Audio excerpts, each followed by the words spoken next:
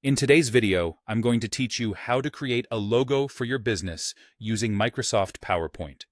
We'll build a clean, professional logo from scratch using only the tools built into PowerPoint, keeping everything simple, consistent, and easy to edit later. Start by opening PowerPoint and creating a blank presentation. A clear, uncluttered slide gives you room to experiment. If you see any text placeholders, just delete them so your canvas is empty.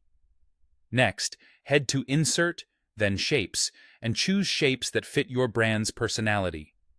Circles often feel friendly and modern, rectangles feel stable and trustworthy, and a mix of custom shapes can create something unique. Place a few shapes on the slide and experiment with layout. Think about balance and simplicity. Logos work best when they're recognizable at a glance. Now combine and style those shapes.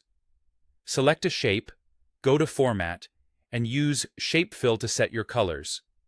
Try a single main color with a neutral accent for versatility. Use Shape Outline to adjust or remove borders. Turning the outline off can make designs feel more contemporary. Under Effects, explore subtle shadows or gentle gradients if you want depth, but keep them understated so the logo remains clear at small sizes. To add your business name or initials, go to Insert and choose Text Box. Type your text and position it near or within your symbol. Pick a font that matches your brand tone, clean sans serifs for modern brands or a refined serif for something more traditional. Adjust the size, weight, and spacing so the text feels balanced with your shapes. Keep readability in mind, especially if you plan to use the logo on small materials. If you'd like a symbol or accent, go to Insert and select Icons. Search for something that complements your concept and place it into your design. Resize and recolor it so it matches your shapes and doesn't overpower the text. When your elements are in place, align and group them. Hold Ctrl and click each piece to select multiple items. Use the alignment guides that appear to center and distribute elements evenly. Then right-click and choose Group so everything moves as one unit.